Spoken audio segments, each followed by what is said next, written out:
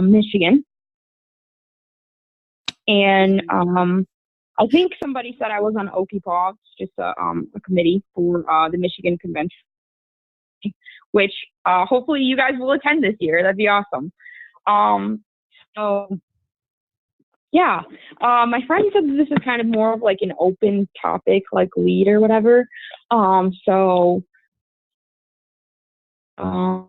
we have been in recovery for 2 years now, and I don't know if I like give a mini open talk or not, but yeah, so I basically came in and was pretty, like hit my bottom or whatever, and I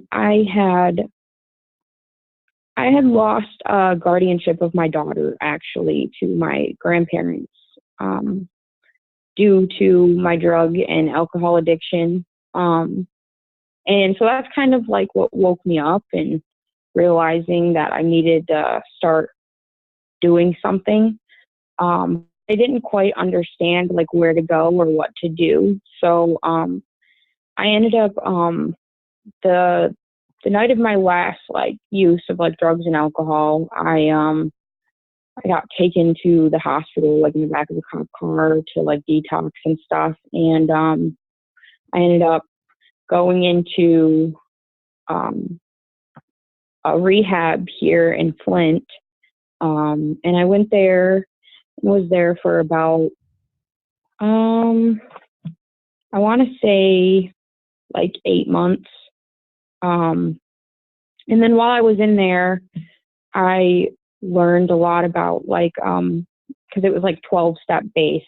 I learned that being in a 12-based program, the whole conception of a higher power, like you have to have a God of your own understanding and stuff. But I didn't understand that when I first came in. To me, I could never not associate God with the whole like religiousness that I grew up in, which I grew up in church. Like, and a lot of my story kind of revolves around that. I always thought that I was like basically able to go to church and get my shit together and things would be fine, but it only would last for so long. And so I was constantly kind of like in and out of trying to do that as like my solution to helping me. I knew that something was wrong, like that I wasn't like normal. I don't know if I necessarily thought of myself as an addict or an alcoholic. I just knew that my only idea of having fun revolved around that. And that was about the only knowledge that I had of myself when it came to that until getting into recovery. I'm not, yeah, I'm sorry. Well, so it was really hard at first, the whole like God of your own understanding type of thing, because like I said, I could only correlate it to something like that. It wasn't until I talked to my therapist at the outpatient place I was going to, and he kind of explained that to me. And then when I first got in to the rooms, like actually started, I shouldn't say first got in, I guess I mean more like actually starting to work the program and not just when I did that, I started to realize like my conception of my higher power when I first came in the rooms was basically like the 12 steps and the 17 spiritual principles behind them is what I use in my mind as like that power behind it, right? And then I just like visioned in my mind like a glass see-through hand, if you were to think of like an ice sculpture or something, right? Just pretty much guiding you through your through my recovery and stuff. I heard somebody in a meeting one time say, God, take my will in my life and guide me in my recovery. And that's kind of what gave me the idea for that concept. And so I thought that was really cool. And that worked for me for a while, but it always says, in more about, not more about alcoholism, what the hell am I saying? In We Agnostics, that of a higher power, always continually grows and changes as we grow and change in our recovery. I don't touch too much on like my past. I mean, I will a little bit, but honestly, I kind of just like to stick to the solution more. I have more things to say about that, you know. I think most of us came in here into these rooms like obviously not on a winning streak, you know. So those kinds of stories, I think, will, you know, that's all the whatever. I don't know. But yeah, so in talking about that too, I know I'm kind of jumping back and forth, but talking about like my past and stuff. So I had basically like, I don't know, I started partying at like around like 15 and experimenting and stuff, and then I finally hit my rock bottom at around like I came into recovery around like 20, and well, it was technically like a first attempt basically, but I don't think I was all the way ready to I definitely wasn't all the way ready to really do it. I started in when I was 21 in like my first rehab, which was like a religious based rehab, and that was really, really awful. I definitely couldn't get sober in that place. It was like eat, breathe, sleep Jesus all the time. You didn't learn a fucking thing about addiction or alcoholism. It's like, dude, if I want to go to church again, I'll just go to church again. That doesn't work for me, you know? But so, I definitely, some don't like saying this because I don't know, I guess it goes against AA politics or whatever, but I'm definitely more of an addict than an alcoholic, but being around the recovery community, I seen where the solution was. So that's what drew me into AA, was that it is a solution-based program, and that more people actually stick to the solution. It's not a bunch of war stories and bullshit of that type. So in the beginning of my recovery, I didn't actually do too much as far as like really working the program like you should be, right? So for the first 3 months of my recovery, I would just come to meetings. It wasn't until like my 3rd month of like being in the rooms and stuff that I finally decided to get a sponsor and start working the steps. And I'm really grateful for my first sponsor that I had. She definitely instilled like a lot of things in me that obviously, you know, when we work with the sponsor, it's not nothing unoriginal, right? It all comes from the book.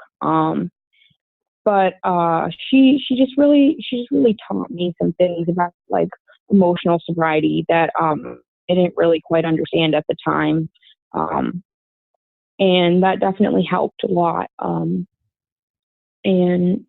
it wasn't until around, let me think here. I want to say my 8 months clean that I started getting involved with like YPAA meetings. For those of you that don't know what YPAA means, it's just Young People's AA. And at first I was really intimidated about that. I didn't want to go to Young People's meetings. It made me feel like I wanted to crawl out of my skin. And a lot of it had to do with insecurities and fears. Even at 8 months, I still was driven by a lot of fears, which, I mean, the more that you do this work and stay in recovery, you realize that it doesn't matter how long you have. Fear is always something that we all deal with. But I guess I didn't expect, right? And funny thing about expectations. But I didn't expect myself to have as much fear as I really did. I would only go to like like regular meetings, but more ones that had like a majority of like older people, because it made me feel more comfortable and able to like share and stuff. It wasn't until 3 months that I also decided to start sharing at meetings. I just was very socially awkward and intimidated by a lot. Like just by talking or being myself. I always had a fear of being rejected for just being myself. And that's something that definitely played a part in my drinking and drugging for sure, because I basically like realized that like not only am I an addict and have like that physical allergy and that mental obsession, but I want to basically like be accepted, right? That's kind of what like started it for me, like being young and stuff. Like I was just doing it because these other people were doing it. But then of course it talks about how, you know, we wouldn't even know what we were had we not taken the first drink or drug. And so I just I don't know, I basically have overcome a lot in that. And the reason why I bring up young people's meetings is because it's helped me grow so much in sobriety and in my recovery and stuff, you know, just like being as connected as I am going to these types of meetings and getting involved the way that I have in like committees. I mean, like, I don't know if I just said that or not. I'm sorry if I did. And so, you know, I never thought that I would, like, when I was coming around and stuff, I heard people talking about how we will eventually, like, we'll all become family and stuff. Like, people talking about, oh, you know, like, AA is my family, you know, but it's like, I never understood that at first. And it wasn't until, like, after, you know, like working my steps and stuff and finally getting over that fear of being on a committee and stuff, that it started entering me into realizing just how, you know, God removes those fears and does for us what we can't do for ourselves, which, you know, definitely happened, and it was really cool. And so I just like, I'm really glad and like grateful for what God has done for me so far in my recovery, being able to be as connected and reach like more people my age. I was always afraid to talk to women my age, especially. I was always afraid of like the judgment and the rejection from them because I wasn't good enough or something. Because like I know that as being like younger and a woman, like, you know, I feel like we can be a little catty and definitely tear each other apart a lot more. So that was just a fear of mine. But I'm really, really grateful that I am able to sponsor people close to my age and be able to relate with people as well, especially being a young mom too, being able to help other women that are young and single moms in recovery. That can definitely be hard, especially in trying to put your recovery first and go to meetings and stuff. You know, it's not always accepted. Like, not that AA rejects people or anything, but it's not always like, I don't know, it's not always like, I wouldn't even say like accepted, but it's just like not very cordial, I guess. So that can definitely like play a big role too. And being like a struggle for moms in the program and stuff, or even, you know, like single dads, because there is some too, or just, you know, like parents in general. But I did want to leave this talk with at least a topic. And I was thinking about in page 32, I just wanted to read from page 32 to like the bottom of 33 in more about alcoholism. And it says he made up his mind that, so this is going to be like the second to last paragraph. He made up his mind that until he had been successful in business and had retired, he would not touch another drop, an exceptional man. He remained bone dry for 25 years. Where am I at? For 25 years. Okay. And retired at the age of 45 after a successful and happy business career. Then he fell victim to, where am I at? To a belief which practically every alcoholic has, that his long period of sobriety and self-discipline has qualified him to drink as other men. Out came his carpet slippers and a bottle. In 2 months, he was in a hospital, puzzled and humiliated. He tried to regulate his drinking for a while, making several trips to the hospital meantime. Then, gathering all his forces, he attempted to stop altogether and found he could not. Every means of solving his problem which money could buy was at his disposal. Every attempt failed. Though a robust man at retirement, he went to pieces quickly and was dead within 4 years. This case contains a powerful lesson. Most of us have believed that if we remained sober for a long stretch, we could thereafter drink normally. But here is a man who at 45 years found he was just where he had left off at 30. We have seen the truth demonstrated again and again. Once an alcoholic, always an alcoholic. Commencing to drink after a period of sobriety, we are in a short time as bad as ever.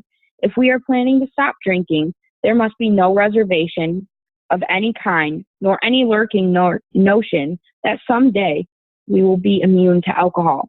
Young people may be encouraged by this man's experience to think that they can stop, as he did, on their own willpower. We doubt if many of them can do it, because none will really want to stop, and hardly one of them. Because of the peculiar mental twist already acquired, will find he can win out. Several of our crowd, men of 30 or less, had been drinking only a few years, but they found themselves as helpless as those who had been drinking 20 years.